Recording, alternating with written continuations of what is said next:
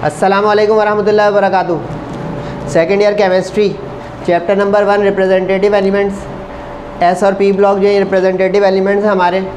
इसका जो है लास्ट लेक्चर में आपको मैं एक जो है descriptive topic caustic soda, sodium hydroxide by Kellner process करा चुका हूँ। आज का लेक्चर भी बड़ा इंपॉर्टेंट है, मोस्ट इंपॉर्टेंट इस सेंस में कि इसमें सेक्शन सी का एक और descriptive topic compound of P block element होने जा रहा है, जिसको कहते हैं सल्फ्यूरिक एसिड। तो इसमें थोड़ा तवील लेक्चर होगा, साथ रहेगा क्योंकि इसकी इंपॉर्टेंस बहुत ज़्यादा है और आखिर में उसकी केमिकल प्रॉपर्टीज़ भी इंशाल्लाह होंगी। तो शुरू करते हैं आज का लेक्चर। बिस्मिल्लाहिर्रहमानिर्रहीम। सल्फ्यूरिक एसिड जो है H2SO4, फार्मूला तो पुराना है, मैन्युफैक्चर भी पुरानी है, लेकिन तफसील में बताऊंगा थोड़े अपने अंदाज से, तो साथ रहिएगा मेरे। इसको ऑयल ऑफ विट्रियोल भी कहा जाता है। सल्फ़र का ये जो है एसिड है, मिनरल एसिड है ये, क्योंकि सल्फ़र जो है वो सॉलिड है। अगर आपने कभी ज़िंदगी में देखा हो, गंधक को कहते हैं सल्फ़र, तो ये उसका एसिड है, मिनरल एसिड। H2SO4 इसका फार्मूला है। इसको ऑयल ऑफ विट्रियोल भी कहते हैं। ऑयल ऑफ विट्रियोल कहलाने की इसकी दो वजूहत हैं। नंबर एक तो ये कि इसकी जो इनिशियल अर्लियर डेज़ जो एक्सट्रैक्शन कह लें या आइसोलेशन कह लें, वो ग्रीन विट्रियोल से होती थी, इस वजह से उसके नाम में विट्रियोल और ऑयल का लफ्ज़ आ गया। और नंबर 2 इस वजह से कि इसका जो टेक्सचर है, कभी आपने देखा अपने कॉलेज लैब में या स्कूल लैब में कहीं, तो ये एक ऑयली विस्कस थिक एसिड है, अनलाइक नाइट्रिक एसिड और दूसरे जो मिनरल एसिड होते हैं जैसे हाइड्रोक्लोरिक एसिड, HCl, HNO3 वगैरह। तो अब इसकी मैन्युफैक्चर जो है बड़ी ही कॉम्प्रिहेंसिव है। कॉन्टैक्ट प्रोसेस या कॉन्टैक्ट मेथड कहा जाता है उसको। सेक्शन सी का हमारे सिलेबस के लिहाज से उम्मीदवार है, लेकिन ये इन जर्नल भी एक टॉपिक है जो किसी और बोर्ड वाले भी इसको जो है इस्तेमाल में ला सकते हैं और पढ़ के फ़ायदा उठा सकते हैं। अब ये जो कॉन्टैक्ट प्रोसेस या कॉन्टैक्ट मेथड है, ये सीरीज़ ऑफ केमिकल रिएक्शंस और कनेक्टेड चैम्बर्स की केमिस्ट्री है। तो अब इसमें जो है जो चैम्बर्स और कनेक्टेड टावर्स होंगे उसको मैं ब्रीफ करूँगा। उस डायग्राम को आप बाद में भी बना सकते हैं, बुक से भी बना सकते हैं, नोट से भी बना सकते हैं, आपके ऊपर है। मैं जो डिस्क्राइब करूँगा उसको फोकस कीजिएगा, क्योंकि उससे आपकी जो डिस्क्रिप्टिव मैटर होगा लिखने वाला, इंशाल्लाह उम्मीद है कि 60 से 70% तो उस डायग्राम की तो फैल इंशाल्लाह हो जाएगा। तो उस डायग्राम की जो एक्सप्लेनेशन है उसको बहुत तवज्जो से सुनिएगा और देखिएगा। Manufacture of sulphuric acid by contact process या कॉन्टैक्ट मेथड, ये आपको 7 चैम्बर्स या 7 टावर्स नज़र आ रहे होंगे। अब ये जो है आमतौर पे स्टील लाइन या आयरन लाइन टैंक होते हैं और इसको इनसाइड लाइनिंग कर ली जाती है लेड से या फायर ब्रिक से। वजह इसकी ये होती है कि इसमें मुसलसल हीट जनरेट होगी, मुसलसल इसके अंदर एसिड का प्रोडक्शन भी और दरमियान में भी एसिड का इस्तेमाल है। तो ये अपने हाई इंटेंसिटी की वजह से दीवारों को डैमेज ना कर दे, टावर्स की जो है वो लाइफ को ख़राब ना कर दे, तो उसके लिए इसकी लाइनिंग होती है और स्टील होता है। और फायर ब्रिक्स का मतलब है जो सुर्ख पकी हुई ईंटें होती हैं, कभी अगर आपने देखी हो, जो मज़बूत होती हैं और एसिड रेजिस्टेंस या एसिड प्रूफ होती हैं। अब ये जो टावर्स आपको नज़र आ रहे हैं, इसमें सबसे जो पहला टावर है, ये समझे पहला स्टेप है हमारे प्रोसेस का या हमारे मैन्युफैक्चर ऑफ सल्फ्यूरिक एसिड का। ये जो फर्स्ट टावर है इसको पायराइड बर्नर या सल्फ़र बर्नर या बर्नर चैम्बर कहा जाता है। कई नाम है इसके। इसी को आप जो है जैसे बुक में आपके पायराइड बर्नर लिखा हुआ है, इसी को सल्फ़र बर्नर भी कहते हैं, इसी को बर्नर चैम्बर भी कहते हैं, और इसी को पायराइड बर्नर भी कहते हैं। अब इसमें होता ये है, ये पहला स्टेप जो है, इसमें सल्फ़र या आयरन पायराइड को, सल्फ़र जो गंधक है S, और साथ में दूसरा ऑप्शन भी है, 2 ऑप्शन है, आयरन पायराइड। आयरन पायराइड जो है वो आयरन का और एक FeS उसका फार्मूला होता है। इसको ऑक्सीडाइज़ किया जाता है हवा के गरम ब्लास्ट के साथ, इसीलिए इसको बर्नर कहते हैं। यहाँ पे ये होता है कि सल्फ़र ऑक्सीडाइज हो जाती है सल्फ़र डाइऑक्साइड में। Sulphur is oxidise into sulphur dioxide. लेकिन अब यहाँ पे एक चीज़ आई कि अगर इस मेन स्टेप तो 3 है, लेकिन आपको नज़र आ रहा होगा चैम्बर 7 है। अब जहन में सवाल भी आते रहें आपके और जवाब मैं देता रहूँगा इंशाल्लाह कि ये क्यों हुआ। तहकीक ये कहती है और तजुर्बात के जो ये सल्फ़र है चाहे आयरन पायराइड है, जब ये ऑक्सीडाइज़ होता है तो इसमें जो है न्यूमरस इम्प्योरिटीज़ होती हैं, यानी गंदगी और अनडिज़ायरेबल सब्सटेंसेस। अब इसमें जो मेजर इम्प्योरिटीज़ हैं वो मेजर इम्प्योरिटीज़ जो है वो आर्सेनिक की हो सकती है, कार्बन डाइऑक्साइड की हो सकती है, सिलिका की हो सकती है। अब ये मेजर इम्प्योरिटीज़ है। माइनर इम्प्योरिटीज़ में डिफरेंट ऑक्साइड्स हो सकते हैं जो वेस्ट गैसेस होती हैं, उसी में डस्ट हो सकती है जो गर्द गुबार और कंकर मिट्टी जैसे जो है अज्जा होते हैं। मेजर ये 3 हैं। अब इन तीनों इम्प्योरिटीज़ का रिमूव करना बहुत ज़रूरी है। किस काम से पहले? इस मेन कांटेक्ट टावर में जाने से पहले। इस कांटेक्ट टावर में ही सारा असल काम होगा और इसी वजह से इस प्रोसेस का नाम भी है कांटेक्ट प्रोसेस। यानी यहाँ जाने से पहले अब आप देख रहे होंगे कि 3 चैम्बर और हैं। अब ये होगा क्या, इन 3 चैम्बर्स में 1 बाय 1 हमें इन इम्प्योरिटीज़ से जान छुड़ानी है सल्फ़र डाइऑक्साइड की। यानी जो सल्फ़र डाइऑक्साइड में कन्वर्ट हो गया यहाँ पे, यानी S+O2 SO2। अब वो यहाँ से जो SO2 यहाँ पे जाए तो यहाँ तक ये SO2 ही जाएगी।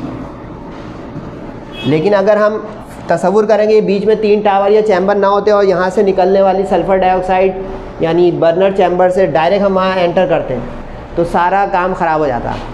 अब काम क्या और ख़राब क्या? काम ये कि हमें सल्फ्यूरिक एसिड जो बनाना है उसकी कंसंट्रेशन, उसकी प्योरिटी वो ख़राब होती और उससे पहले एक और चीज़ ख़राब हो जाती। ये जो आर्सेनिक की इम्प्योरिटी होती है, अगर आपको पता हो, ये बड़ी जो है पॉइजनस और टॉक्सिक इम्प्योरिटी है।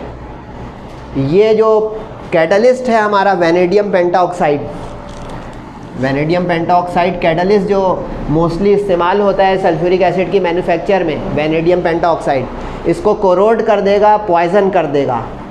और अगर आपको ये लफ्ज़ समझ में आ रहे हैं, अगर उसने इस कैटलिस्ट को कोरोड या पॉइज़न कर दिया तो हमारी जो है सल्फ्यूरिक एसिड की जो सेकंड लास्ट स्टेप में ऑक्सीडेशन का मरहला है वो ख़राब हो जाएगा, यानी उसकी यील्ड डिस्टर्ब हो जाएगी। और जो कार्बन डाइऑक्साइड और सिलिका इम्प्योरिटीज़ हैं, ये oxidation of sulphur dioxide to sulphur trioxide, जो सेकंड लास्ट स्टेप होता है कि सल्फ़र डाइऑक्साइड जो है उसको मज़ीद ऑक्सीडाइज़ करेंगे, वो कम कंसंट्रेशन की आएगी। उसका नतीजा ये होगा फिर कम कंसंट्रेशन का सल्फ्यूरिक एसिड फाइनल प्रोड्यूस होगा। तो ये मुख्तसर मैंने बताया कि इन इम्प्योरिटीज़ को must be removed before entering into the contact tower, that is the oxidation tower, so that they may not, these impurities may not corrode or poison the catalyst.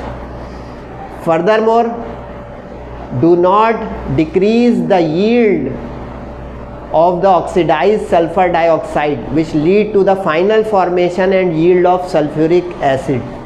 यहाँ तक उम्मीद है समझ में आ रहा होगा आपको। अब इन इम्प्योरिटीज़ के जान छुड़ाने का करें क्या? 1 बाय 1 इस इम्प्योरिटीज़ के सर पे हथौड़े मारे जाएंगे कि कुचल जाए बिल्कुल वहाँ तक पहुँचते पहुँचते, ताकि कुछ बचे ही ना सर उठाने के लिए। अब सबसे पहले इनको डस्ट फिल्टर चैम्बर में भेजा जाएगा। डस्ट फिल्टर चैम्बर,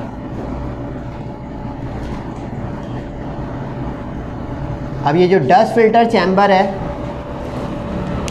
इसमें बेसिक इम्प्योरिटी से जान छूटेगी, यानी जैसे गर्द व गुबार है, कंकर मिट्टी है, क्योंकि सल्फ़र और आयरन पायराइड जो है वो अपने साथ कंकर मिट्टी और रेत लेकर आता है, मिट्टी लेकर आता है, क्योंकि वो अर्थ क्रस्ट से निकलने वाले ओर्स हैं, अगर आपको पता हो सारे।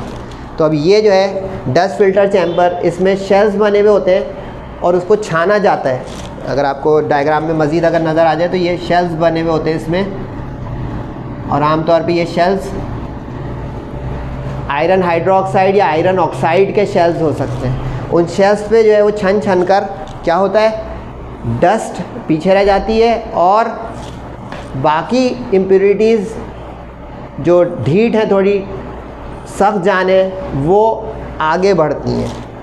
इसके बाद इसको जो है करवाया जाता है वॉश, धोते हैं, यानी सल्फ़र डाइऑक्साइड को वेट करते हैं, सल्फ़र डाइऑक्साइड को स्प्रे करवाया जाता है पानी के साथ।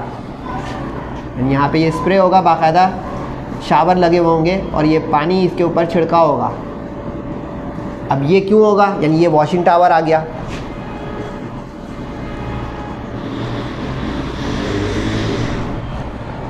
वॉशिंग टावर का काम ये होगा कि इस सल्फ़र डाइऑक्साइड को वेट करे, यानी इसमें पानी की एब्जॉर्प्शन हो और उसके नतीजे में जो वाटर सॉल्युबल इम्प्योरिटीज़ हैं वो सेटल डाउन हो जाए, यानी जो पानी में हल हो जाने वाली, घुल जाने वाली डिज़ोल्वेबल इम्प्योरिटीज़ हैं वो सेटल डाउन होकर एट द बॉटम आ जाए।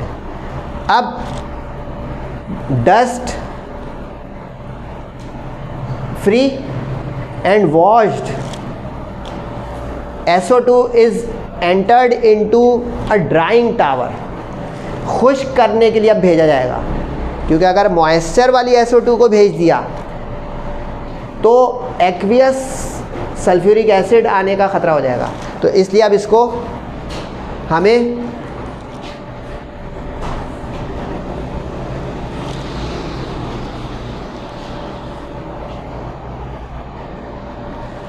इसको ड्राइंग टावर में भेजना है। अब ये ड्राइंग टावर जो है, इसके ऊपर स्प्रे होता है सल्फ्यूरिक एसिड का। अब आप लोगों को थोड़ी सी हैरानी होनी चाहिए, और वो हैरानी इस चीज़ की होनी चाहिए कि सल्फ्यूरिक एसिड बना रहे हैं और सल्फ्यूरिक एसिड ही छिड़क रहे हैं। इसका जवाब थोड़ी देर बाद आएगा। अब ये जो सल्फ्यूरिक एसिड का स्प्रे होगा इसके ऊपर, ये इसको ड्राई ऑफ करेगा, यानी खुश्क करेगा वेट SO2 को। मुसलसल याद है ना, ये SO2 चल रही है, यहाँ तक पहुँची SO2, यानी कोई केमिकल एक्टिविटी अब नहीं हो रही है। यहाँ से यहाँ तक कोई केमिकल चेंजेस, कोई केमिकल रिएक्शन नहीं हो रहे हैं, सिर्फ फिज़िकल क्लीनिंग हो रही है और फिज़िकल इम्प्योरिटीज़ की रिमूवल हो रही है। अब ये जो सल्फ्यूरिक एसिड कंसनट्रेटेड इसके ऊपर जो है आएगा, ये ड्राई करेगा उस सल्फ़र डाइऑक्साइड को। तो अब अगर आप इसकी समराइज बात करें तो now dust free washed and dried sulphur dioxide is now pumped into the main tower, that is the oxidation tower, that is the contact tower for oxidation. यानी अब यहाँ सल्फ़र डाइऑक्साइड ऑक्सीडाइज करवाई जाएगी गरम गरम हवा के साथ, और अब यहाँ से एंड तक सारे रिवर्सेबल रिएक्शंस हाईली एक्सोथर्मिक चलेंगे। हीट इवॉल्व होती रहेगी, गर्मी निकलती रहेगी, लेकिन बहुत कंट्रोल्ड, बहुत कॉशन के साथ और बहुत ही स्लो मूवमेंट चलनी है, क्योंकि यहाँ से अब एसिड, यानी यूँ समझे एसिडिफाइड होना शुरू हो जाएगी सल्फ़र डाइऑक्साइड और सल्फ़र ट्राइऑक्साइड। और वो एसिडिफाइड होने में अगर हीट इवॉल्व हो रही है और गर्मी का माहौल ज़्यादा हो गया तो it may lead to explosion and disaster. तो अब स्लो डाउन, कॉशनरी और कैलकुलेटेड यहाँ से आगे स्टेप्स हैं। अब 2 स्टेप मेन हैं लेकिन 3 हैं सब्सिडरी। अब क्या होगा, कॉन्टैक्ट टावर में एंटर हो गई हमारी साफ़ सुथरी purified impurities free sulphur dioxide. यहाँ अब it is packed with vanadium pentoxide the catalyst. अब ये जो है वेनेडियम पेंटाऑक्साइड कैटलिस्ट जो है, इसके शेल्स बने हुए हैं जिसके ऊपर वेनेडियम पेंटाऑक्साइड पैक है। अब ये कैटलिस्ट जो है क्या करेगा, ये इन अकॉर्डेंस विद काम करेगा Le Chatelier's principle. Do you remember first year chemistry chapter number 7 chemical equilibrium, क्योंकि रिवर्सेबल है। अब ली शैटलियस प्रिंसिपल के उसूल के तहत आगे बढ़ेंगे, यानी फेवरेबल कंडीशंस, प्रेशर ज़्यादा रखना है 1 to 2 एटमॉस्फेयर, वो डिस्क्रिप्शन दिखाऊंगा मैं। टेम्परेचर तकरीबन 400 to 500 डिग्री सी रखना है, सही। यूज़ ऑफ कैटलिस्ट है और एक्सेस ऑक्सीजन, यानी वो तीनों पैरामीटर्स आ गए, concentration, pressure, temperature, effect of concentration, effect of temperature, effect of pressure with catalyst suitable vanadium pentoxide. अब यहाँ पे ये सल्फ़र डाइऑक्साइड ऑक्सीडाइज होकर आपको सल्फ़र ट्राइऑक्साइड दे देगी और ये एरो पे वो सारी कंडीशन आएंगी जो मैं अभी ज़बानी बोल रहा था, 1 to 2 atmosphere, 400 to 500 degree C. अब यहाँ पे वेनेडियम पेंटॉक्साइड अपना एक्शन करेगा कि रेट ऑफ रिएक्शन को तेज़ करेगा, कम से कम वक्त में ज़्यादा से ज़्यादा जो है यील्ड देगा सल्फ़र ट्राइऑक्साइड। अब तहकीक और तजुर्बात और ली शेडले प्रिंसिपल की एप्लीकेशन का आउटकम ये होगा कि about 97 to 98% sulphur dioxide is oxidised air. जो हमारा टास्क था अब वो अकम्प्लिश हो गया, क्योंकि अगर ये इम्प्योरिटीज़ पीछे गड़बड़ करती हैं तो ये 50, 60, 70 तक पहुंच पाता। तो here about 97 to 98% sulphur dioxide has been oxidised to sulphur trioxide reversibly and exothermically. अब सल्फ़र ट्राइऑक्साइड तो आ गई, लेकिन अब तहकीक ये कहती है कि सल्फ़र ट्राइऑक्साइड डायरेक्ट पानी को नहीं जज़्ब करती, फॉग बना देगी, मिस्ट बना देगी, वहाँ पे एक जो है धुंध छा जाएगी अगर आपने इस सल्फ़र ट्राइऑक्साइड के साथ वाटर को शामिल करने की कोशिश की। क्योंकि अब एक मासूम स्टूडेंट ये सोच रहा होगा कि बस एक स्टेप बाकी है, यानी यूँ कर दूँ SO3 + H2O। तो अब चेक करें अगर मेरी केमिस्ट्री ख़राब है तो H2SO4। Very wrong knowledge, very wrong statement, क्योंकि देखिए ये सिर्फ प्लस करने का मैथ्स का सवाल नहीं था कि H2S 3 + 1 = 4, H2SO4 इज़ प्रिपेयर्ड।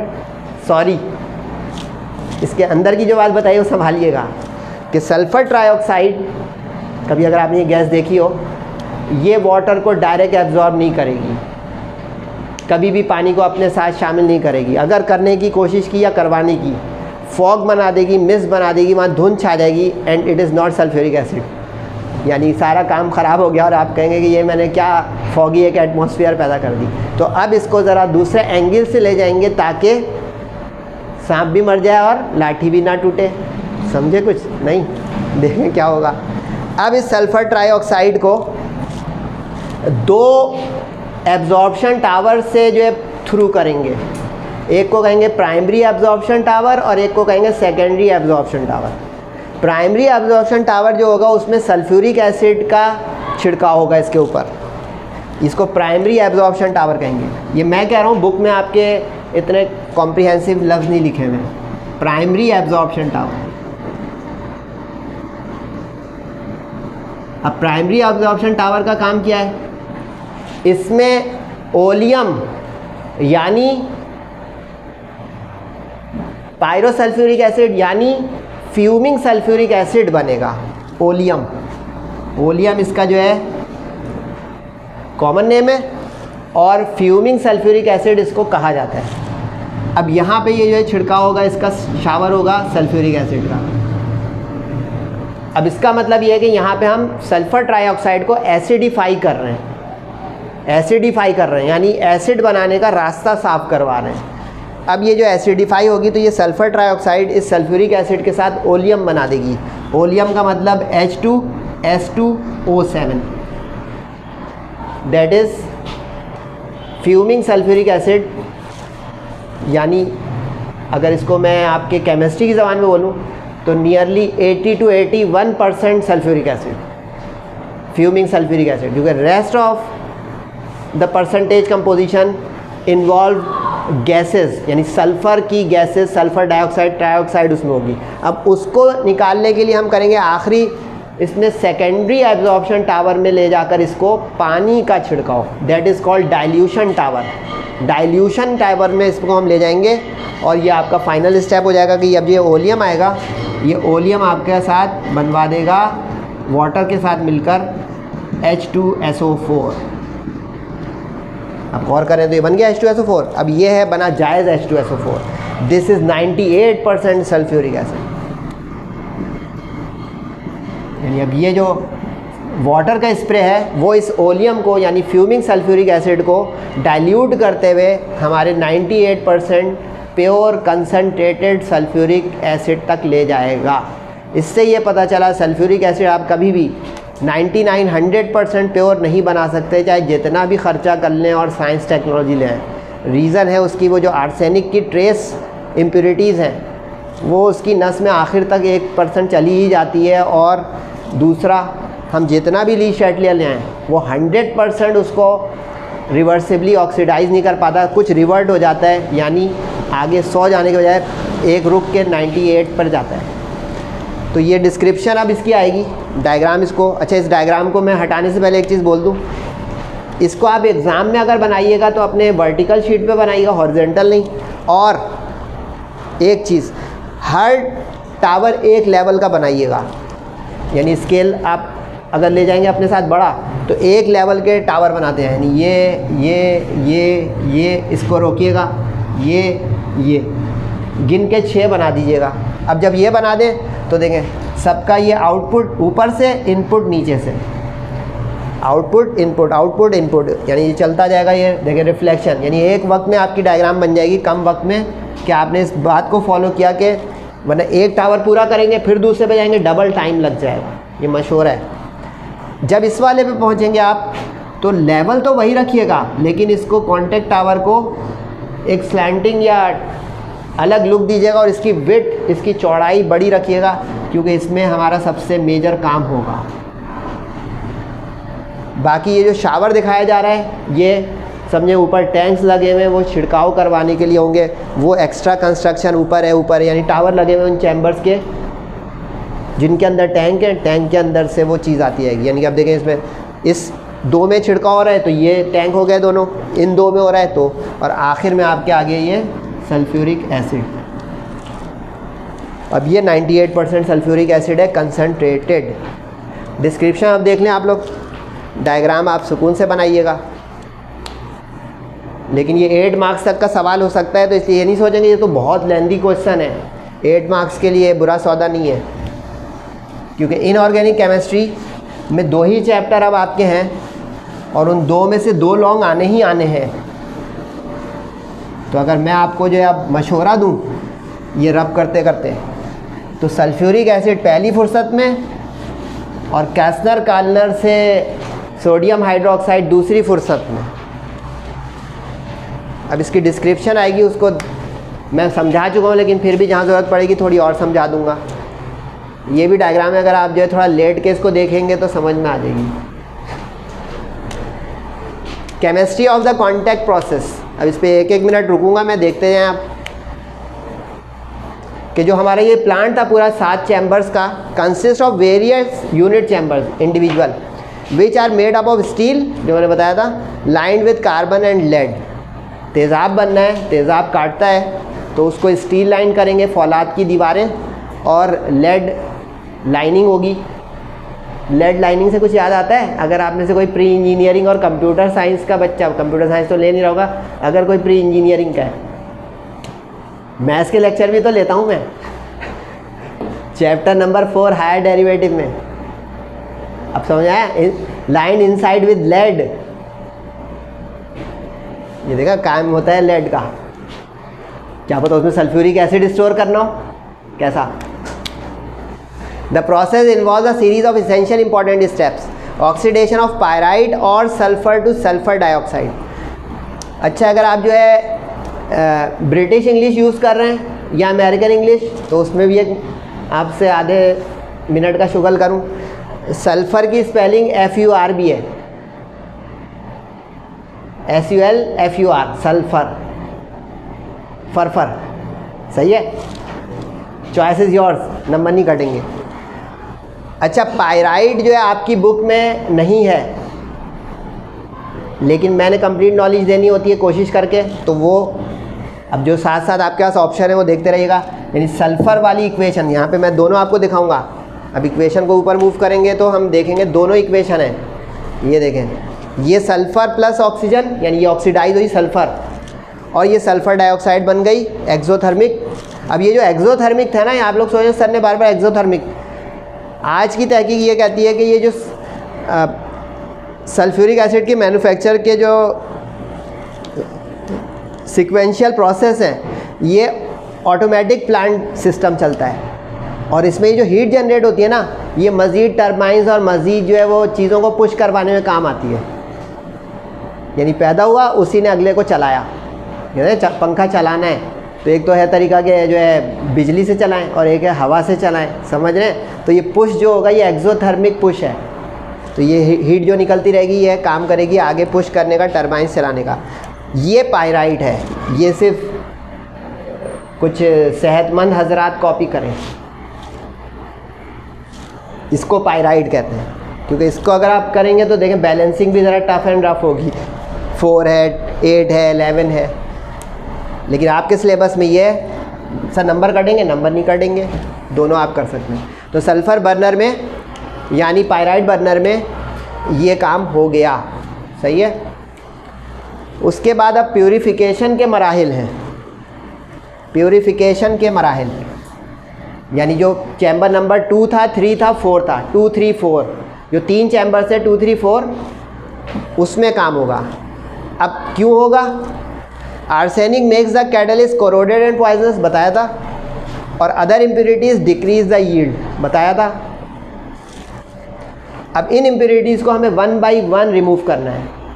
अब ABC करके मैंने ऑर्गेनाइज नोट्स बनाया, इसको आप नोट्स के तौर पे भी कलेक्ट कर सकते हैं, क्योंकि अगर आप अभी बुक अपनी खोलेंगे तो 1, 2, 3 करके फारिग हो गया आपका ये टॉपिक, जबकि आपको पता होना चाहिए कि 2 के अंदर तो खुद 3 टावर है भाई। क्योंकि पहले जो है उसकी डस्टिंग, फिर वॉशिंग, फिर ड्राइंग, यूँ समझे घर धो रहे हैं वैसे ही है। पहले गर्द मिट्टी साफ़ कर दें, फिर उसके बाद धो दें, और फिर खुश्क कर दें, और फिर चिल करें। तो डस्ट फिल्टर चैम्बर में आर्सेनिक इम्प्योरिटीज़ उसके इस तरह आगे चल दिया है। ये देख ले भाई 1, 2, 3 ABC। वॉशिंग टावर, अच्छा इसमें ये चीज़ मैंने बताई नहीं थी, लेकिन ये वो लोग जानते हैं जो कुछ धुलाई सफाई करते हैं।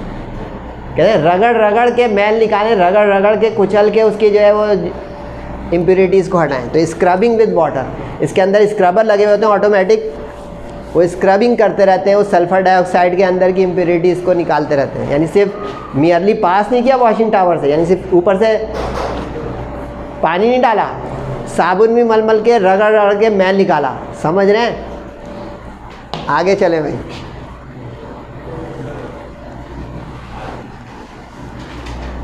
उसके बाद जो है वेट सल्फ़र डाइऑक्साइड जो बन गई उसको ड्राई करेंगे और एसिडिफाइड। अब यहाँ आपको बताता हूँ मैं, जो मैंने जुमला होता है इंशाल्लाह आगे चल के बताऊँगा। सल्फ्यूरिक एसिड क्यों? सल्फ्यूरिक एसिड अगर आप लोगों ने मेरे साथ चैप्टर नंबर 5 में यूज़ किया था ईथीन के अंदर, तो सल्फ्यूरिक एसिड बहुत अच्छी डिहाइड्रेटिंग एजेंट है। ये मॉइस्चर को और नमी के जो है असरात को और एलिमेंट्स ऑफ वाटर को ड्राई आउट करती है। तो इसलिए सल्फ्यूरिक एसिड ही को इस्तेमाल करेंगे ड्राई करने के लिए ड्राइंग टावर में, क्योंकि ये बहुत अच्छा ड्राइंग एजेंट या डिहाइड्रेटिंग एजेंट है। अब वो सबसे कीमती स्टेप जिसका नाम है catalytic oxidation of sulphur dioxide into sulphur trioxide. अब इसमें जो है कॉन्टैक्ट टावर आ गया, बताया था, जो पैक होता है सूटेबल कैटलिस्ट। यूजुअली इसलिए बोला कि दुनिया में अवेलेबिलिटी पर है। कैटलिस्ट अगर वैनेडियम पेंटाऑक्साइड शॉर्ट हो जाए, महंगा हो जाए, तो इसका ऑल्टरनेटिव भी इस्तेमाल होने लग गए हैं। तो लेकिन सबसे ज़्यादा जो इफ़ेक्टिव है वो वैनेडियम पेंटाऑक्साइड है। अब देखिए ये ली शैटलियर्स प्रिंसिपल की सारी कंडीशन है, इसमें आपको गड़बड़ नहीं करनी है। देखिए 2+1 वॉल्यूम, यानी देखें it proceeds with the decrease, chapter number 7 first year. 2+1 is 3, और 3 और ये 2, तो 3 इज़ ग्रेटर देन 2, सही है। तो अब जितनी आप ऑक्सीजन की कंसंट्रेशन यानी एक्सेस ऑक्सीजन लाते जाएंगे, यील्ड ऑफ सल्फर ट्राइऑक्साइड बढ़ती जाएगी, ली शैटलियर। जितना आप इस तरह के डिक्रीज इन वॉल्यूम वाले पर प्रेशर बढ़ाते जाएंगे, तेज़ी से कम वक्त में ज़्यादा से ज़्यादा सल्फ़र ट्राइऑक्साइड हाई यील्ड होती जाएगी। प्रेशर, अच्छा ख्याल है 400 to 500 को बोला जाता है लो, लेकिन चाहिए हाई। क्या है, समझ में आ रहा है कुछ? एक्सोथर्मिक में तो लो टेम्परेचर रखना होता है, एक्सोथर्मिक में तो लो रखना होता है। ली शैटलियर आपको याद है, वो मैं पढ़ाना अभी नहीं चाह रहा हूँ, क्योंकि एंडोथर्मिक है तो ज़्यादा टेम्परेचर करें तो फॉरवर्ड जाएगा, एक्सो में तो ज़्यादा करें मुंह पे आ जाएगा। तो यहाँ पे टेम्परेचर आपको ये लो नहीं शुमार करेगा कोई। इसकी रीज़न होती है टाइम। अगर आपने जो एक काइनेटिक मॉलिक्यूलर थ्योरी पढ़ी हो कि temperature rise results in the frequency of collision among molecules, makes molecules more energetic and more liable to reaction and conversion into product, effective collision. तो ये केमिस्ट के लिए और इंडस्ट्रियलिस्ट के लिए टाइम फैक्टर भी एक अहम फैक्टर होता है कि कम वक्त में ज़्यादा बनाए कि ऑर्डर आगे जो आ रहे हैं वो डिस्पैच कर सके। 1 to 2 एटमॉस्फेयर, 1 से जितना भी आगे एटमॉस्फेयर होगा वो हाई प्रेशर कहलाएगा केमिस्ट्री में। डबल एरो है, भूलिएगा नहीं, रिवर्सेबल। अगर आपने ये मेंटेन नहीं कंडीशन तो दोबारा जो है सल्फ़र डाइऑक्साइड बैक मारेगी, आगे बढ़ाना है। तो ये एक्सोथर्मिक है, रिवर्सेबल है। अब ली शैटलियर्स प्रिंसिपल जो है उसको वो मैंने बता दिया। ली शैटलियर्स की अलग से हेडिंग नहीं डालनी है कि कोई परेशानी सर इसकी तो ABC नहीं आ जाएगी अब, नहीं भाई, वरना इसमें भी आ सकती थी ABC कि कंसंट्रेशन वो सब। आगे बढ़े भाई।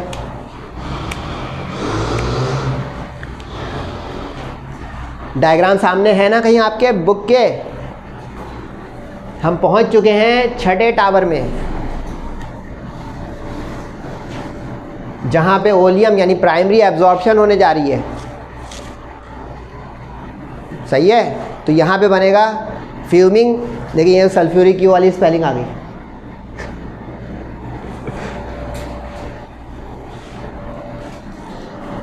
यहाँ पे एक P लगा लीजिएगा, वरना ना ये वाला ना वो वाला, कौन सा ये सल्फ्यूरिक है। इसमें सल्फ़र ट्राइऑक्साइड सल्फ्यूरिक एसिड के साथ एब्जॉर्ब होगा प्राइमरीली, और ओलियम यानी फ्यूमिंग सल्फ्यूरिक एसिड बन जाएगा। रीज़न बता दी, साइड पे लिख लें। इस पैराग्राफ में भी लिख लेंगे तो और टीचर खुश हो जाएगा कि why sulphur trioxide is not directly absorb with water, क्योंकि SO3 + H2O is equal to H2SO4। इसकी रीज़न साइड पर कि sulphur trioxide does not readily absorb water, it makes fog और मिस्ट। तो इसके पहले इसको सल्फ्यूरिक एसिड के साथ एसिडिफाई करेंगे तकरीबन 80-81% तक के फ्यूमिंग सल्फ्यूरिक एसिड यानी ओलियम बनाने के लिए। जब वो बन जाएगा तो now it's ready to give final sulphuric acid of high concentration. तो ये अच्छा, ये देख रहे हैं ये बुलेट जो आ रहा है, this is an exothermic reaction and needs to be very carefully, क्योंकि अब तेज़ाब बन रहा है।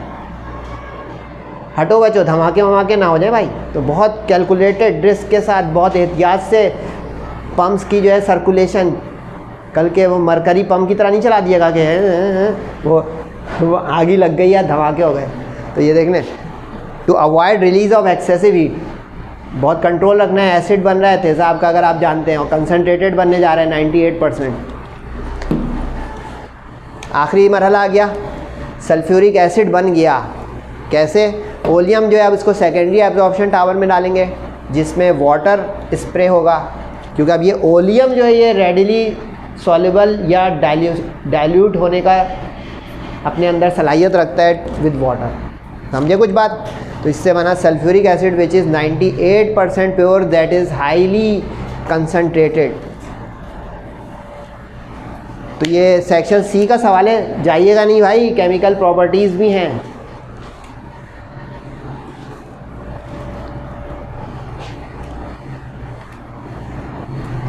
अच्छा, केमिकल प्रॉपर्टीज़ पे जाने से पहले मैं कुछ इसके बारे में बता दूं 1 मिनट, ताकि आप इक्वेशन से टेंशन में ना आ जाएं। Sulphuric acid is a highly reactive acid, क्योंकि it is a strong acid. You know strong acid, weak acid. अब स्ट्रॉन्ग एसिड जब है और मिनरल एसिड है और सरदार है H2SO4, तो इसके रिएक्शंस को क्लासीफाई आप कर सकते हैं कैटेगोरिकली। बुक वालों ने नहीं किया, मैं कर रहा हूँ। यानी पहले आप इसको एज एन एसिड डील कर लें, ये देखने के लिए कि ये एसिड है, फिर ये देखने के लिए कि ये स्ट्रॉन्ग है। कैसे करेंगे? वाटर में डिज़ोल्व करेंगे तो ये डिसोसिएट हो जाएगा 100%, और हाइड्रोक्सियन आयंस यानी हाइड्रोजन प्रोटॉन डोनेट करके, रिलीज़ करके तेज़ी से अपने आप को डिसोसिएट 100% की तरफ ले जाएगा। ये हो गया। फिर इसको अगर हम किसी स्ट्रॉन्ग बेस के साथ रिएक्शन लाएंगे, यानी NaOH के साथ या ऐसे, तो वो फ़ौरन उसको न्यूट्रलाइज़ करके सॉल्ट प्लस वाटर देगा। ये हो जाएगा एज एन एसिड का सबूत। लेकिन जो इसके की रिएक्शन है वो है ऑक्सीडाइजिंग प्रॉपर्टीज़। ऑक्सीडाइज़ करने की इसमें बेहतरीन सलाहियत है, क्योंकि इसमें जो O4 लग रहा है, H2SO4 ये, और साथ में उसके सल्फ़र अपनी हाईएस्ट ऑक्सीडेशन स्टेट में मौजूद है। अगर आप लोगों को ऑक्सीडेशन नंबर निकालना आता हो फर्स्ट ईयर का चैप्टर 12 के अंदाज में, तो सल्फ़र का +6 आएगा। किसी भी कंपाउंड में सल्फ़र का +6 से ज़्यादा हो नहीं सकता ऑक्सीडेशन नंबर या ऑक्सीडेशन स्टेट।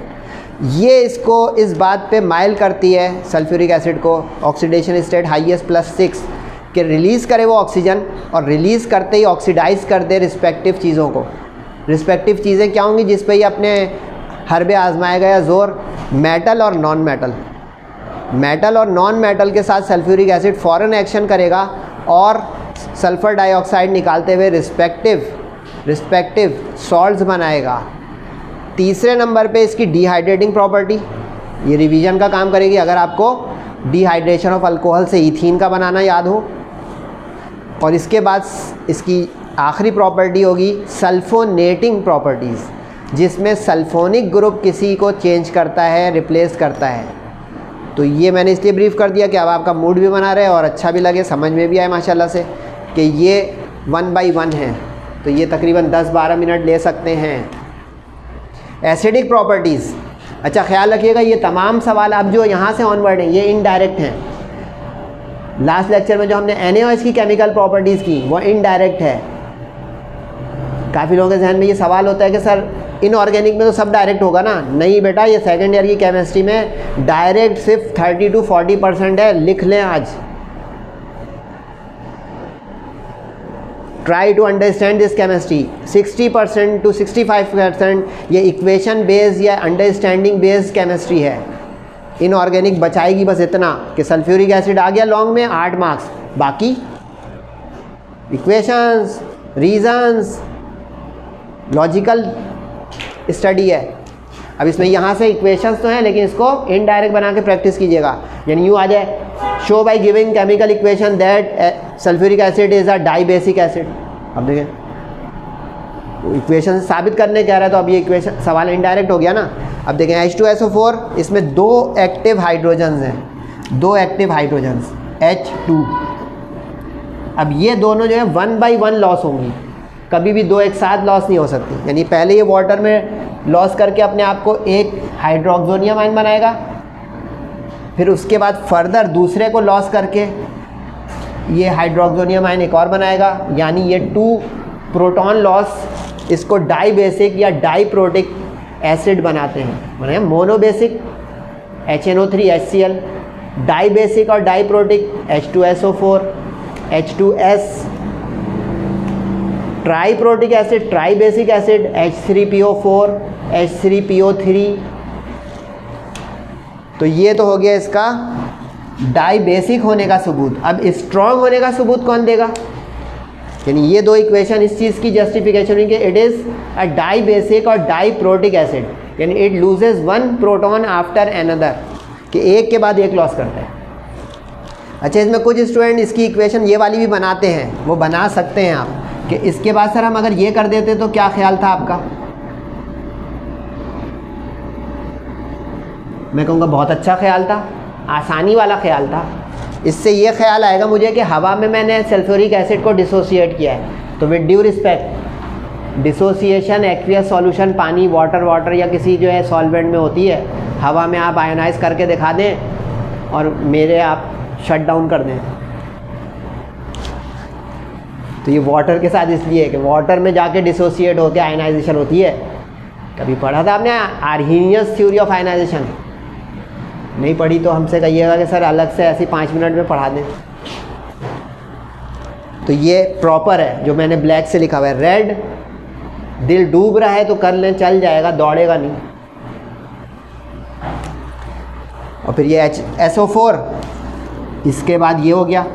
अब HSO4 में से ये H+ निकला और SO4 -2 हो गया, देखा सल्फेट रेडिकल निकल के चला गया। स्ट्रॉन्ग होने का सबूत है ये, थोड़ा ऊपर कर देंगे तो ये आपके सेंटर में नज़र आ जाएगा कि क्या हुआ।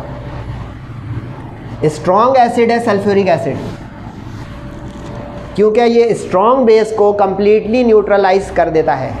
लेकिन चूंकि ये डाई बेसिक है, 2 स्टेप में सीरीज ऑफ सॉल्ट बनाएगा।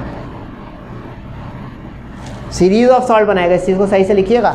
यानी देखें, काफ़ी सारे स्टूडेंट इसमें भी एक मसला करते हैं, वो NaOH प्लस H2SO4 इससे ये बना देते हैं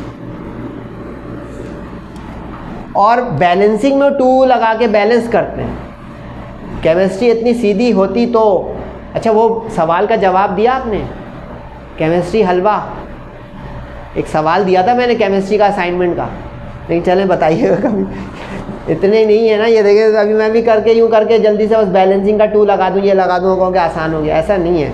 देखें, क्योंकि असल केमिस्ट्री क्या है कि एक वक्त में 2 ना जा सकते हैं ना आ सकते हैं। किसी से भी केमिस्ट से पूछ लें जो रिसर्चर हो, PhD हो।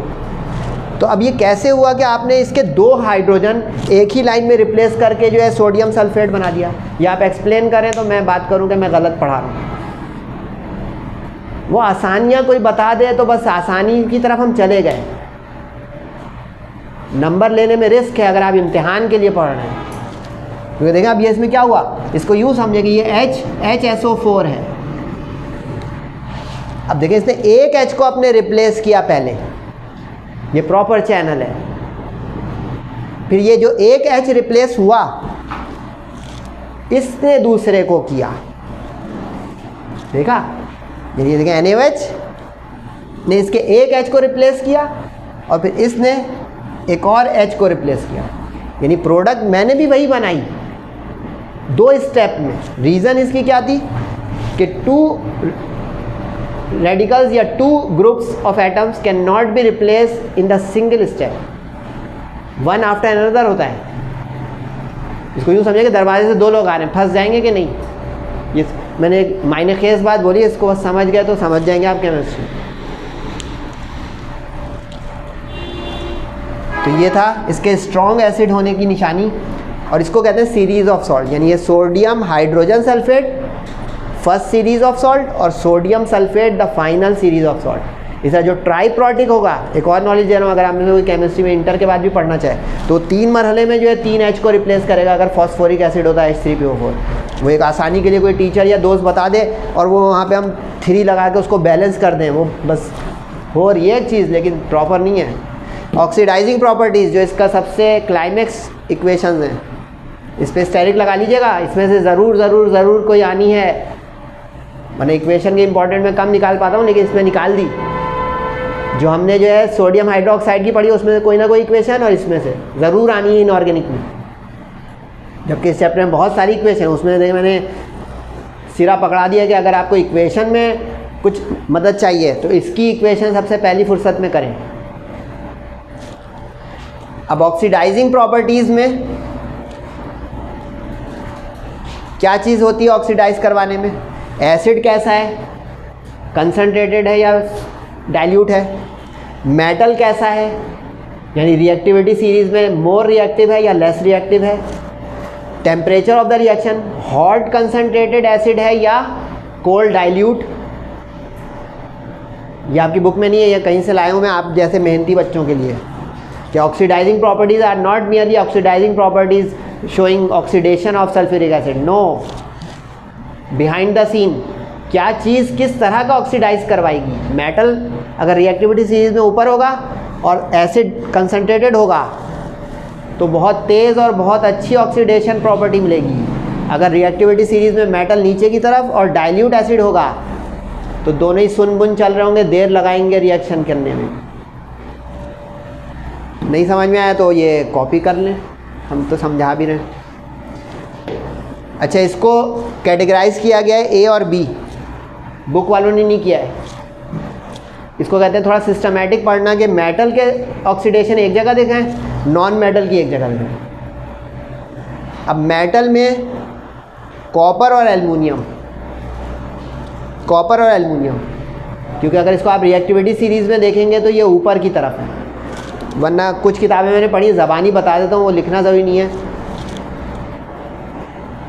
जिंक से भी कर सकता है ये, मैग्नीशियम से भी कर सकता है, आयरन से भी कर सकता है, लेकिन वो थोड़ा आहिस्ता करेगा क्योंकि रिएक्टिविटी सीरीज़ में वो नीचे है। तो अच्छा, एक चीज़ की मेथड बता दूं, वरना जो कॉपी डाउन करेंगे वो तो बहुत ख़तरनाक मसले में फंस जाएंगे। जब भी सल्फ्यूरिक एसिड कंसनट्रेटेड हालत में रिएक्शन करेगा, चाहे मेटल से चाहे नॉन मेटल से, टिप ऑफ द डे लिखें साइड पर, तो वो लाजमन सल्फ़र की गैस यानी सल्फ़र डाइऑक्साइड और वाटर वेपर्स, वाटर का पानी का निकालना मस्ट है, क्योंकि उसके अंदर वो जो चीज़ थी वो निकलेगी, यानी ये दो चीज़ें बनेंगी 2 बैलेंस में जाएगा। अब अगर आपको ये बात समझ में आई तो देखिए ये 4 इक्वेशन एक हो जाएंगी। कैसे? अगर आपको ये बात समझ में आ गई, sulphur dioxide plus water, sulphur dioxide plus water, sulphur dioxide plus water, sulphur dioxide plus water. Sir रटवा रहे हैं? रटवा नहीं रहा हूँ भाई, दिमाग आपका बचा रहा हूँ, वरना मैं इसको समझा ही दूँगा। और मेटल में कॉपर और एल्युमिनियम, ये तो पहली चीज़ हो गई। दूसरी चीज़ वैलेंसी, थोड़ी हिम्मत करके मैं बार बार बोल रहा हूँ, याद कर लें, फ़ायदे में रहेंगे, प्रोडक्ट तजुर्बे वाली नई नहीं बनाएंगे। कॉपर की वैलेंसी 2, सल्फेट की 2। आपका दिमाग, आपका पेन खुद कहेगा कि बेटा CuSO4 बनाओ। एल्युमिनियम की 3, सल्फेट की 2। खुद आपका पेन कहेगा माशाल्लाह से कि इसका 2 इधर लाओ, इसका 3 उधर ले जाओ। काइंडली ये नहीं याद करें Al2SO4 थ्राइस, Al2SO4 थ्राइस, ख़तरे से मत खेलें। अब उसके बाद ये बैलेंसिंग की तरफ जाएं। देखें अब सी के बैलेंसिंग, एल्युमिनियम में 2 है, इस 2 को देखते हुए यहाँ पे आके 2 लगाएं। समझे कुछ बात? इसी तरह यहाँ पे देखें, सल्फ़र यहाँ पे भी आ गया, यहाँ पे भी आ गया, यहाँ 3 आ गया, यहाँ 3 आ गया, तो इसको देख के यहाँ जाके 6 लगा दें। इस तरह होता है।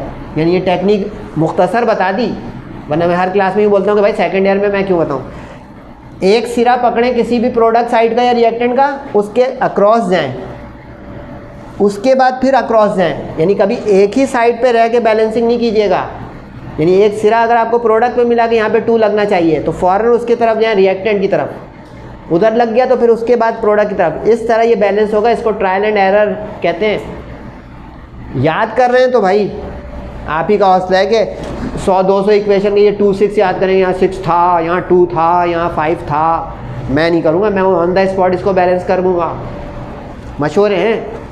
ऊपर वाली आसान क्यों हो गई? दोनों की वैलेंसी 2-2 होने की वजह से। अब इसमें कैसे आसान हुई? अब इसमें आप देखें खुद ही, सल्फ़र 2 हैं, इसको देख के यहाँ 2 लगा दें। जब इसको 2 लगाएंगे तो देखिए 2 2 ज़ा 4, इसको देख के वहाँ 2 लगा दें। देखा, इधर से इधर, फिर इधर से उधर। लेकिन कभी ये 2 दफ़ा में होगा, कभी 3 दफ़ा में, 4 दफ़ा के फेरे में होगा। मैं अपना सिरा बता दिया कैसे मैंने बैलेंस की। यहाँ देखा सल्फ़र 2 हैं, फ़ौरन आए इधर, क्योंकि यहाँ देखिए सल्फ़र एक जगह पर है, तो इसका 2 लगाया। इससे हाइड्रोजन 4 हो गई, इसको ले आके वहाँ लगा दिया। अब चेक कर लें खुद ही, सारे बैलेंस होंगे। देखिए कोशिश करनी पड़ती है, टाइम लगाना पड़ता है। ये जो मैं यूँ निकल गया, कुछ स्टूडेंट अभी भी परेशान होंगे। आप थोड़ा टाइम लगाएं इस बात पे कि ये रिएक्टेंट प्रोडक्ट, आपका दिमाग भी खुल के माशाल्लाह चलेगा। नॉन मेटल के साथ, अब नॉन मेटल में कार्बन और सल्फ़र के साथ, फॉस्फोरस से भी आप कर सकते हैं। जो अच्छे स्टूडेंट हैं सभी अच्छे माशाल्लाह, तीसरी की ट्राई कर लीजिएगा।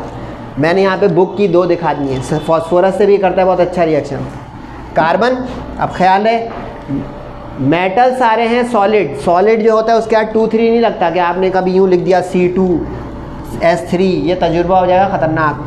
सॉलिड्स हमेशा मोनो एटॉमिक हालत में, सिंगुलर हालत में रिएक्शन करते हैं। तो देखें कार्बन ने रिएक्शन किया, अपनी मशहूर ज़माना कार्बन डाइऑक्साइड निकाली।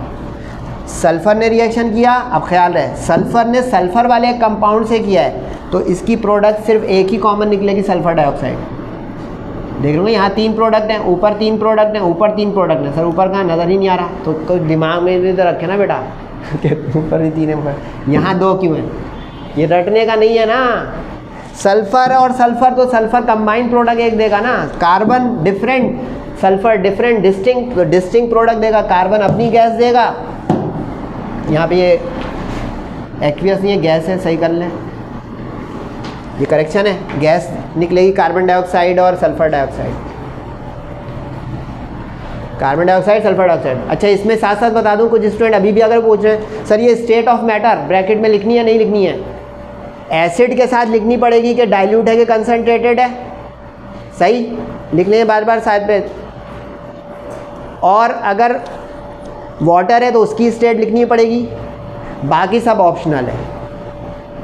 यानी अब ये कार्बन का सॉलिड ना लिखें कोई नंबर नहीं कटेगा, ये ऑप्शनल है।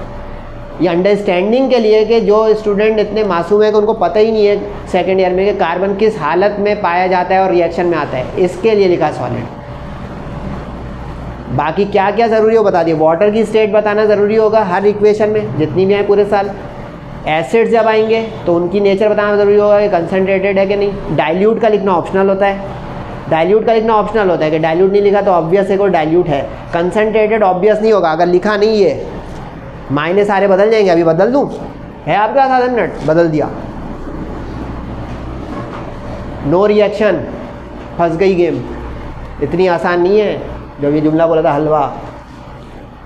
कंसनट्रेटेड हटा दूंगा ना, चला गया टीचर के जो है ये दिमाग के बैंक में कि ये डाइल्यूट है, डाइल्यूट हो गया। डाइल्यूट नॉन मेटल से रिएक्शन ही नहीं करता।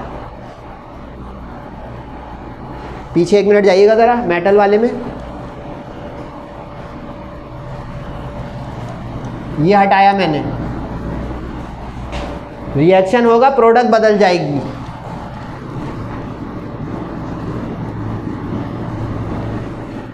देखा मेरा वो जुमला याद रहा, अंडरस्टैंडिंग टेक्स टाइम।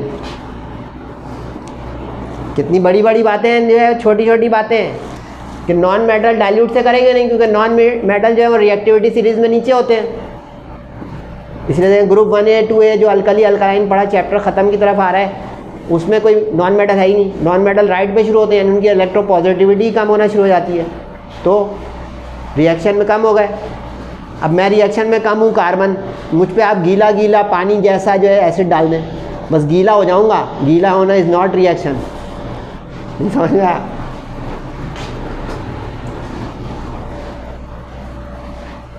तो ये समझने के जुमले हैं।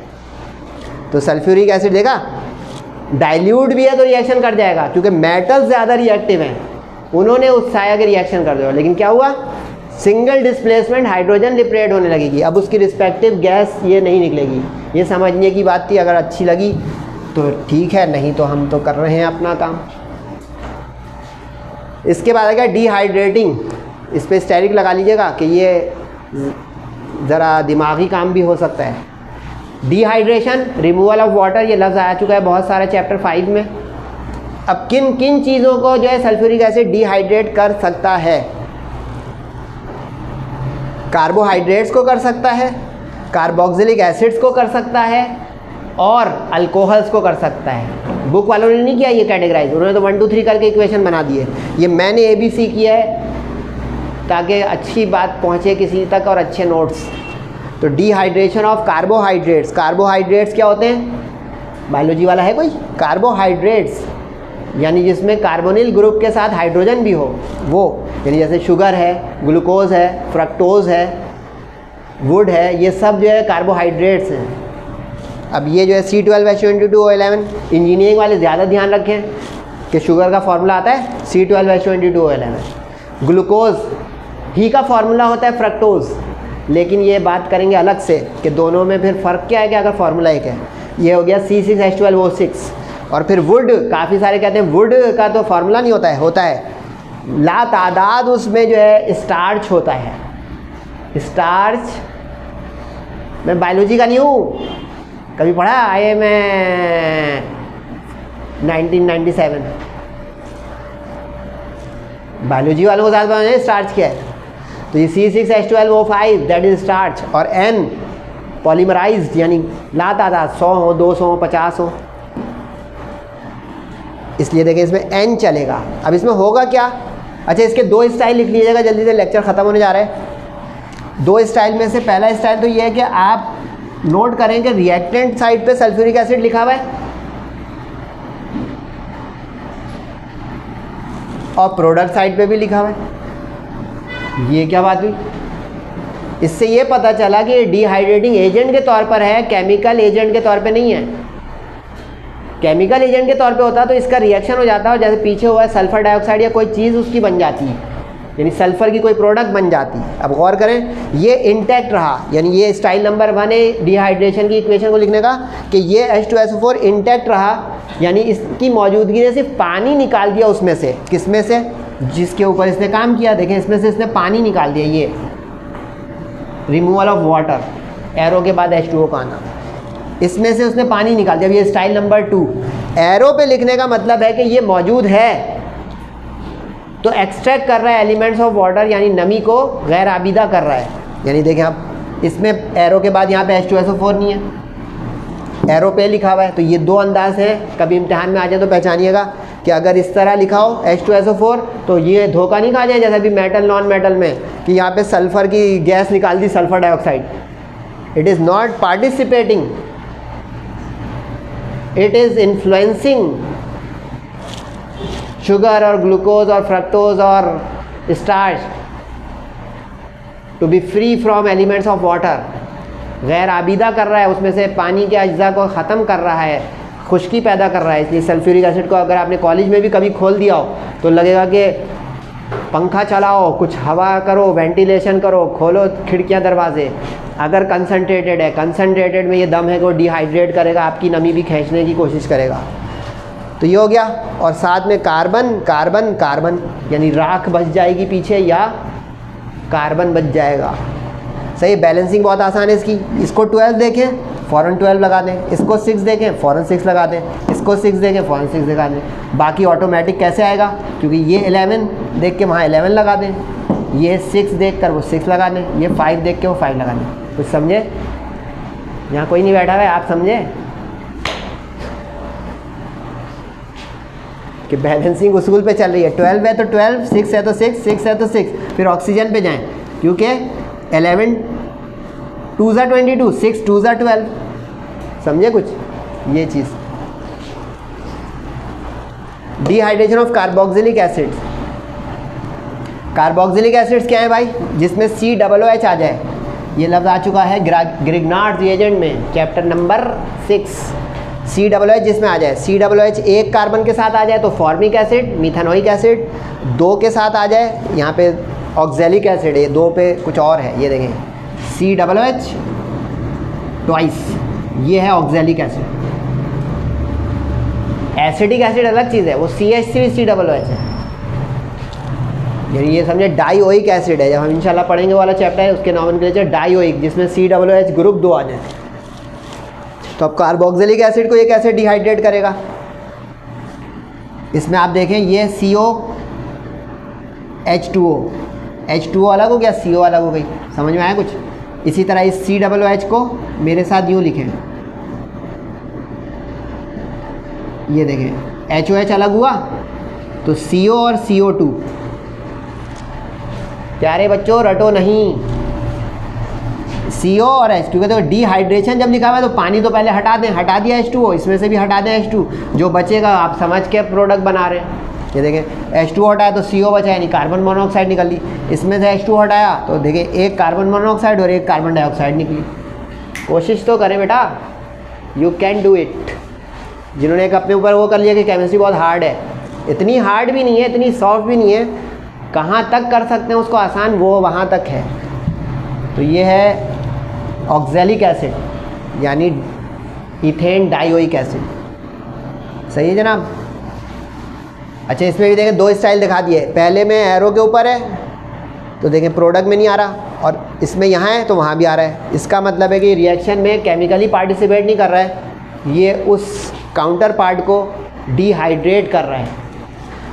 ये वाली इक्वेशन तो नहीं बतानी चाहिए मुझे उसूलन, क्योंकि ये हम कर चुके हैं कभी। अल्कोहल की डिहाइड्रेशन से इथीन का बनना, चैप्टर 5 मुलाहिजा फरमाए हैं। सल्फोनेटिंग प्रॉपर्टीज़ दी एंड, जाने की तैयारी पकड़ लें, बस्ते बस्ते बांध लें। ये आ गई आखिरी भाई प्रॉपर्टी, सल्फोनेटिंग प्रॉपर्टी। सल्फोनेटिंग प्रॉपर्टी वो होती है कि सल्फोनिक ग्रुप जो है वो अपना काम करे। सल्फोनिक ग्रुप, तो बता दूं सल्फोनिक ग्रुप क्या होता है। ये सल्फोनिक ग्रुप, सल्फोनिक ग्रुप जो है जब कहीं आता है और किसी ग्रुप को या एटम को हटाता है तो उसको कहते हैं सल्फोनेशन। अब सल्फ्यूरिक एसिड में ये ग्रुप है। अच्छा, ये नज़र आ रहा होगा, ये अजीब सा सल्फ्यूरिक एसिड सर ने लिख दिया, क्योंकि इसमें हाइड्रोजन बॉन्डिंग होती है बड़ी स्ट्रॉन्ग, तभी तो ये विस्कस है और थिक है। ये देखें H2SO4, H2SO4 आया। इतने स्टाइल से सर क्यों लिखा है? इसलिए ताकि आपको कंक्लूडिंग रिमार्क्स अच्छे मिल जाएं कि अच्छा sulphuric acid has strong hydrogen bonding, therefore it is having high boiling point and high viscosity. अब हेक्सेन को अल्केन्स को करवा दो तो देखो इसमें क्या हुआ, एक H को कम करवाओ और उस एक H की जगह सल्फोनिक ग्रुप को लाओ, सल्फोनिक ग्रुप को लाओ। सही है, तो ये मैंने ये डब्बा छोटा बना दिया, यहाँ तक जाएगा ये पूरा, यानी SO3H जो होता है ये सल्फोनिक ग्रुप होता है। आसान कर दिया मैंने आप लोगों के लिए, SO3H इस सल्फोनिक ग्रुप। और ख्याल रहे आगे बेंजीन आ रहा है। Back to chapter 5, remaining part of chapter 5, क्योंकि ये बेंजीन जो आया ना, यानी जहाँ पे ये चैप्टर ख़त्म करने जा रहा हूँ, एक लेक्चर इसका बाकी है, अगले लेक्चर से पहले नहीं है बेंजीन, 5वां लेक्चर फिर इंशाल्लाह बेंजीन। तो इसमें जो है उसमें जो है सम अप क्वेश्चन होंगे छोटे छोटे अगले लेक्चर में। बेंजीन याद है, यहीं चैप्टर नंबर 5 का हिस्सा शुरू होगा कि बेंजीन ने किस तरह सल्फोनेशन कर दी। ये देखिए सल्फोनेशन हो गई, बेंजीन सल्फोनिक एसिड। हेक्सेन हो गया तो हेक्सेन सल्फोनिक एसिड। मुख्तसर क्या हुआ कि जब सल्फ्यूरिक एसिड मुख्तलिफ ऑर्गेनिक कंपाउंड्स के साथ रिएक्शन में जाएगा, अल्केन्स के साथ, बेंजीन या टोलिन के साथ, तो ये रिस्पेक्टिव सल्फोनिक एसिड्स बनाएगा, रिस्पेक्टिव सल्फोनिक एसिड्स। यानी देखिए इसमें एक H कम हो गया, बेंजीन क्या होता था C6H6, इसका एक H कम करें क्या हुआ C6H5, ये देखिए आया, और वाटर अलग होता जा रहा है। यानी ये डबल डिस्प्लेसमेंट रिएक्शन है, सब्स्टिट्यूशन रिएक्शन है, डबल सब्स्टिट्यूशन। सही, आखिरी ऊपर सेंटर कर दें, जिन बच्चों को देखना है देखें, जिनको जाना है चले जाएं। टोलिन के साथ, टोलिन याद है मैंने जब फिनॉल के जो है नॉमेनक्लेचर बताया था उसका टोलिन भी एक हल्का सा बताया था। टोलिन क्या होता है, ये बेंजीन रिंग पर एक CH3 आ जाए तो बेंजीन का फॉर्मूला क्या होता था C6H6, ठीक है, तो एक कार्बन ज़्यादा हो गई तो C7। सही है, बेंजीन में 6 कार्बन हाइड्रोजन होती थी, सॉरी 6 हाइड्रोजन, तो इसका एक हाइड्रोजन यहाँ वाली कट गई तो 5 हो गई, 5 और 3 8। फार्मूला समझ में आया? इसको कहते हैं मॉलिक्यूलर फार्मूला, इसको कहते हैं रिंग फार्मूला। जैसे बेंजीन यू लिखा हुआ है, आप यू बनाएं, बना दिया सर। बेंजीन सल्फोनिक एसिड बना के देगा अच्छा सा, जो चले गए उनको जो है कुछ नहीं पता चल रहा होगा, जो रह गए उनको पता चल रहा होगा सर क्या कर रहे हैं।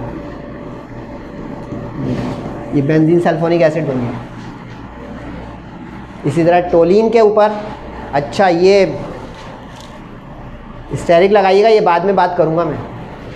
ऑर्थो मेटा पैरा डायरेक्टर्स हैं ये, आखिरी पे स्टेरिक लगाइएगा।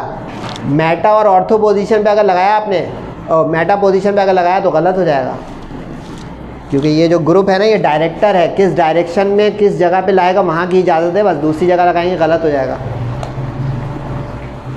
सही है जनाब। तो ये था आज का लेक्चर, बड़ा कॉम्प्रिहेंसिव भी था, थकाने वाला भी था, लेकिन थकेंगे ही तो कुछ तरक्की करेंगे। सही है, तो ये अगला लेक्चर आखिरी इंशाल्लाह चैप्टर 1 का। रहिएगा मेरे साथ। अस्सलामु अलैकुम वरहमतुल्लाहि वबरकातुहू।